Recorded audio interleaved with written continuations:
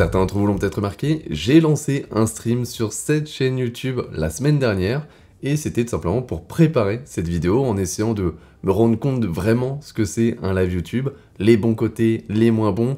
Évidemment, avec un seul stream, on ne peut pas se faire un avis complet, même moi je peux pas me faire un avis complet, donc ce sera juste les gros points que j'ai remarqués, que ce soit positif ou négatif, et aussi les gros points que les viewers m'ont fait remonter pendant cette expérience. Donc pour commencer, voyons déjà comment lancer un live sur YouTube. Et pour ça, la première chose à faire, c'est d'activer la fonction de stream sur votre chaîne. Pour ça, vous allez juste cliquer ici, puis sur passer au direct. Et là, vous devrez attendre 24 heures pour que YouTube valide ou non votre demande. Maintenant que vous avez le droit de stream, vous allez cliquer sur ce bouton, puis sur gestion, et enfin sur programmer une diffusion en direct. Alors je sais, si vous êtes habitué à Twitch, vous devez trouver ça un petit peu lourd comme processus. C'est vrai que c'est un petit peu beaucoup d'étapes juste pour lancer un stream, mais je pense qu'une fois qu'on est habitué, comme on l'est pour Twitch, ça devient tout aussi simple. Là, on arrive à la partie vraiment intéressante et qui est pour moi un plus par rapport à Twitch, c'est la configuration du stream. C'est simple, vous pouvez configurer votre stream comme si vous postiez une vidéo sur YouTube. Donc titre, description, tag, miniature, playlist, tout, vraiment comme si vous uploadiez une vidéo. Et ça, c'est vraiment très bien parce que ça permet d'aider YouTube, l'algorithme YouTube, à recommander votre stream aux bonnes personnes. Vous avez ensuite la monétisation pour les pubs que vous pouvez totalement désactiver, ce qui n'est pas possible sur Twitch. Et pour moi, ça aussi, c'est un très très bon point, puisqu'on sait que sur Twitch, les pubs, celles que vous avez quand vous cliquez sur un stream, elles font partir des viewers. Moi, ça m'est déjà arrivé plein de fois, ça vous est sûrement déjà arrivé. Vous cliquez sur un stream, ça vous met une pub, vous quittez Twitch, parce que c'est peut-être la deuxième, troisième, quatrième pub que vous voyez, et là du coup, le fait de pouvoir désactiver totalement la monétisation et totalement les pubs de vos streams sur YouTube, pour moi c'est un bon point, et si vous débutez, je pense qu'il vaut mieux les désactiver. À savoir que la monétisation n'est disponible sur YouTube que pour les partenaires, donc ça c'est un mauvais point, parce que sur Twitch c'est disponible directement pour les affiliés, et c'est beaucoup plus simple d'être affilié Twitch que d'être partenaire YouTube. Par contre, une fois que vous êtes partenaire YouTube, vous avez le droit à 70% des revenus des subs, contre 50% pour Twitch. Donc en fait, ça va être plus long de gagner de l'argent sur YouTube. Par contre, une fois que vous en gagnez, vous allez sûrement en gagner plus, même si on est d'accord qu'à l'heure actuelle, il y a beaucoup plus de gens qui s'abonnent sur Twitch que de gens qui s'abonnent sur YouTube. Le prochain onglet est assez important, notamment pour cette option que je vous conseille vraiment d'activer, parce qu'elle permettra aux personnes qui regardent la rediffusion de voir le chat en direct. Et juste en dessous, vous pouvez, comme sur Twitch, réserver le chat aux abonnés ou non. Moi, je vous conseille pas forcément de le faire, hein. Même sur Twitch, c'est jamais une très bonne idée, à moins que vous soyez un très gros streamer. Vous avez ensuite le mode ralenti, ce qui permet simplement d'empêcher les viewers d'écrire trop de messages d'un coup. Et enfin, la dernière option qui peut être intéressante, c'est la bande-annonce. Ça permet juste de mettre une vidéo de 15 secondes à 3 minutes au début de votre stream. Et pour terminer la création du stream, vous pouvez choisir la visibilité de votre stream. Donc dans 99% des cas, vous allez laisser en public, comme ça tout le monde peut voir votre stream. Mais le fait de pouvoir mettre, par exemple, en non répertorié et de donner le lien du stream seulement aux personnes que vous voulez, ça c'est quelque chose qui à ma connaissance n'est pas possible sur Twitch, et en fait ça peut vraiment être pratique. Imaginons que vous voulez tester des choses sur votre stream, sur votre chaîne, eh bien vous mettez en non répertorié et le lien vous le donnez seulement à vos amis, à votre famille, à vos modérateurs, n'importe. Vraiment, vous avez plein de possibilités. Et juste en dessous, vous décidez de la date et de l'heure à laquelle vous lancerez votre stream. Ça permettra à votre audience de le voir un petit peu à l'avance et de s'y préparer tranquillement, sans pour autant qu'ils reçoivent une notification. Elle arrivera seulement quand vous allez cliquer sur commencer le stream sur OBS. Une fois que vous avez fini tout ça, vous arrivez sur la page de gestion de votre stream avec pas mal d'informations à l'écran que je vais essayer de vous expliquer simplement. Déjà, ici, vous voyez votre stream, qui normalement n'a pas encore commencé. Juste à côté, vous avez un résumé des informations importantes, comme le titre, la catégorie ou encore la date de début. Juste en dessous, vous avez plein de choses compliquées dont vous n'avez pas vraiment besoin. En gros, c'est votre clé de stream que vous deviez avant rentrer dans OBS pour envoyer votre flux à YouTube. Mais depuis la dernière mise à jour d'OBS, vous pouvez directement connecter votre compte YouTube à OBS et ne plus avoir besoin de cette clé de stream. Donc en fait, c'est beaucoup plus simple. Ce dont on va s'occuper par contre, c'est de la latence de diffusion. C'est en gros le délai qu'il va y avoir entre le moment où vous dites quelque chose et le moment où vos viewers l'entendent. Pour moi, la règle, elle est simple. Plus court est ce délai, mieux c'est. Donc on va mettre latence extrêmement faible. Mais attention, YouTube nous dit que cette option n'est pas disponible si vous streamez en 1440p ou en 4K. Donc si vous n'êtes pas concerné par ça, par exemple si vous streamez en 1080 ou en 720, dans ce cas-là, pas de souci, vous pouvez laisser en extrêmement faible. Mais si vous streamez en 1440 ou en 4K, vous mettez en latence faible, ce qui est déjà très bien, parce que c'est à peu près 4 à 5 secondes de délai. Les deux prochaines options, vous devez absolument les activer. Elles vont faire en sorte que lorsque vous appuyez sur le bouton commencer ou arrêter le stream sur OBS, ça lancera ou arrêtera le stream sur YouTube. Si vous n'activez pas cette option, en fait vous allez devoir manuellement dans votre page gestion sur YouTube activer ou désactiver le stream, ce qui n'est pas du tout pratique. Et la dernière option qui peut être utile à certains, c'est celle-ci. Si jamais vous l'activez, à la fin de votre stream, la vidéo elle passera en non répertorié, donc elle sera pas visible sur votre chaîne. Et du coup, pourquoi faire ça? Eh bien, si comme moi, vous faites des vidéos sur votre chaîne YouTube, eh bien vous n'avez peut-être pas envie qu'en fait, à chaque fois que vous lanciez un stream, ça rajoute une vidéo de 3, 4, 5 heures dans votre liste, parce que ça va un petit peu casser le thème, l'univers de votre chaîne, que vous avez mis peut-être des mois, des années à créer. Et l'autre raison qui est la principale pour beaucoup, c'est qu'on ne sait toujours pas aujourd'hui officiellement si les vidéos qui sont créées à partir d'un stream, donc les VOD de stream, si elles sont prises en compte comme des vidéos normales par l'algorithme YouTube. Et c'est un problème parce que si YouTube les considère comme des vidéos normales, dans ce cas-là, ça veut dire que c'est des vidéos de 2, 3, 4, 5 heures avec une très mauvaise rétention d'audience par rapport à une vidéo de 10 minutes, et souvent, les streams qu'on fait ne collent pas parfaitement au thème de nos vidéos. Donc ça veut dire que l'algorithme il va rien comprendre et il va peut-être commencer à changer. Et oui, on peut se dire que YouTube ils sont pas bêtes, ils ont dû penser à ça. Sauf que le fait qu'on ne soit pas sûr, bah, ça fait qu'aucun YouTuber qui a une chaîne bien établie ne va se risquer à abîmer l'algorithme qu'il a mis peut-être des années à créer. Vous pouvez aller regarder, la plupart des gros YouTubers qui font des lives sur leur chaîne principale, attention, parce que beaucoup du coup font des chaînes de live exprès pour pas abîmer leur algorithme, la plupart des gros youtubeurs qui font des lives sur leur chaîne principale, ils mettent les vidéos de leur live en non répertorié.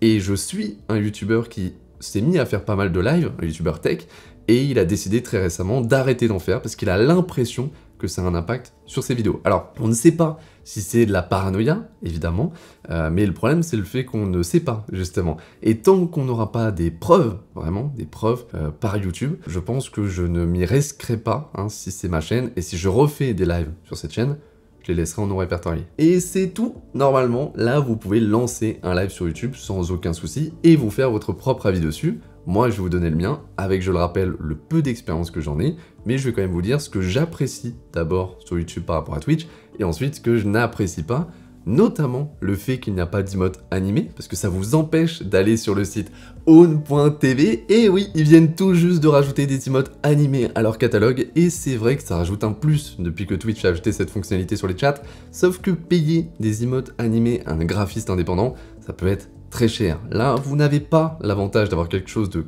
très personnalisé, mais pour débuter, ça fera largement l'affaire. Donc si vous êtes intéressé, n'oubliez pas le lien dans la description.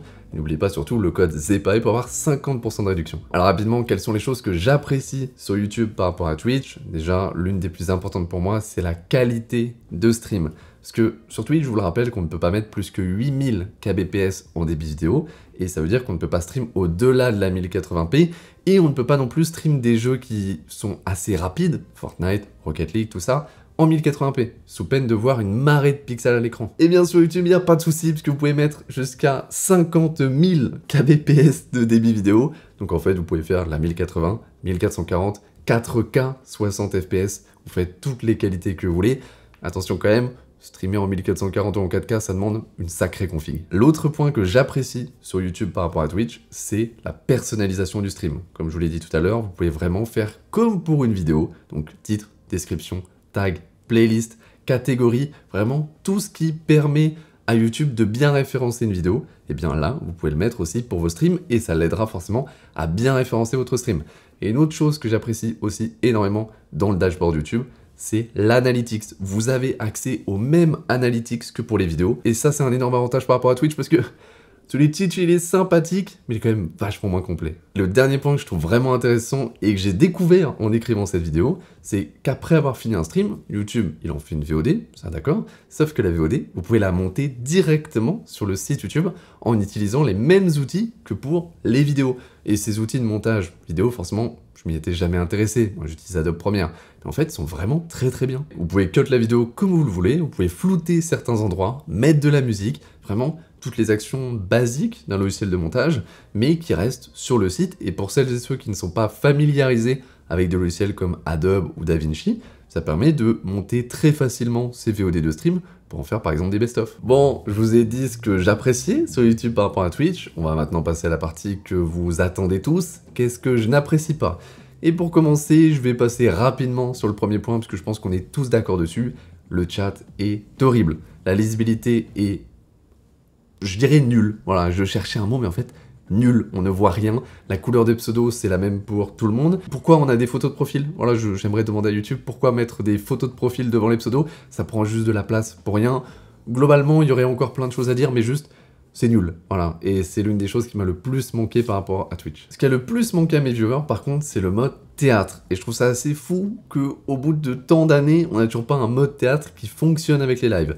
Par contre, j'ai la solution pour celles et ceux qui le voudraient, ce mode, et la solution c'est Seven TV. C'est tout simplement une extension navigateur qui vous permet d'installer un mode théâtre qui fonctionne très très bien sur YouTube, et en plus, ça vous installe les emotes, les packs d'emotes de BetterTTV et FrankerFazy. Et ça, c'est vrai que c'est un très bon ajout, puisque sur Twitch, on est habitué à ça. Il y a maintenant, je pense, une majorité des viewers qui ont installé ces extensions. Si vous ne savez pas de quoi je parle, j'ai fait une vidéo dessus, donc n'hésitez pas à la regarder. Alors pour avoir une expérience de chat qui ressemble à celle de Twitch, malheureusement il manque encore beaucoup de choses, hein. Il n'y a pas de point de chaîne, pas de prédiction, pas de train de live, pas de gift sub, même si attention, les gift sub apparemment, d'après la personne à la tête des lives YouTube, arrivent bientôt. Et j'espère qu'avec eux viendront aussi des outils de modération, puisque ça manque cruellement à YouTube. Et je sais que certains critique encore Twitch là-dessus, mais vous vous rendrez compte de tout ce que Twitch nous donne quand vous irez essayer d'autres plateformes, parce que sur YouTube, il n'y a rien, c'est rien. C'est-à-dire que les seuls outils de modération, c'est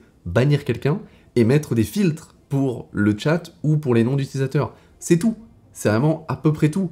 Alors que sur Twitch, on a carrément une page de modération où les modérateurs, ils ont accès à tous leurs outils à portée de main pour pouvoir réagir très rapidement, et la quantité d'outils qu'on a est hallucinante par rapport à YouTube. Donc, j'espère vraiment qu'ils travailleront là-dessus parce que c'est un point très important et on voit à quel point, même sur Twitch, avec tous les outils qu'on a, c'est compliqué parfois de gérer la modération d'un chat.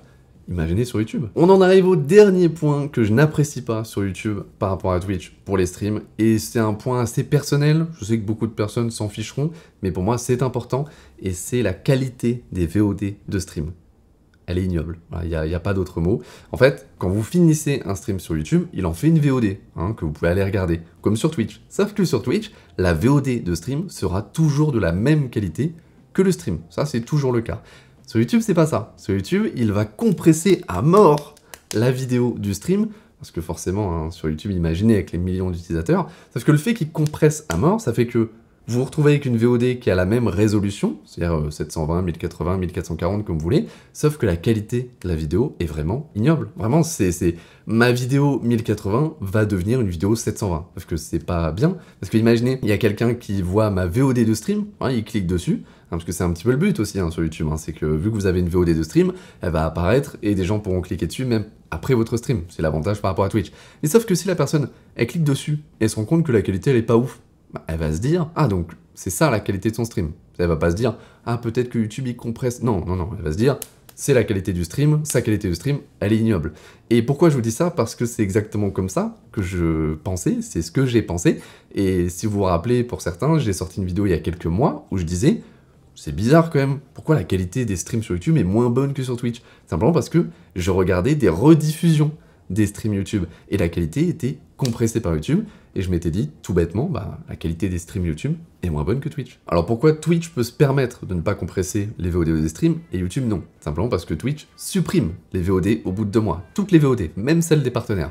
Donc forcément, ça laisse moins de charge sur les serveurs, hein, si tous les 2 mois ça supprime toutes les VOD. Alors que YouTube, il supprime jamais les VOD, il supprime jamais aucune vidéo. Donc imaginez si tous les utilisateurs de YouTube demain upload des vidéos de 5 heures tous les jours, je pense que le disque dur externe de Google serait pas très content, donc je comprends cette compression, mais je la considère quand même comme un point négatif, puisque si je passe des heures à setup mon stream en 4K pour qu'il ait la plus belle qualité possible, et que quand quelqu'un regarde la VOD, il voit de la 720, ça m'embête. Et ce qui m'embête le plus, c'est que cette vidéo est déjà finie et que je vais devoir vous laisser. J'espère qu'elle vous a plu et que j'ai pu vous apprendre des choses sur les streams YouTube. Si c'est le cas, n'hésitez pas à me le dire et n'hésitez pas à me dire aussi en commentaire si ça vous a convaincu pour vous lancer dessus ou si juste vous allez attendre qu'il rajoute des fonctionnalités vraiment importantes pour vous. Dans tous les cas, je vous dis, comme d'habitude, amusez-vous et je vous retrouve dans la prochaine.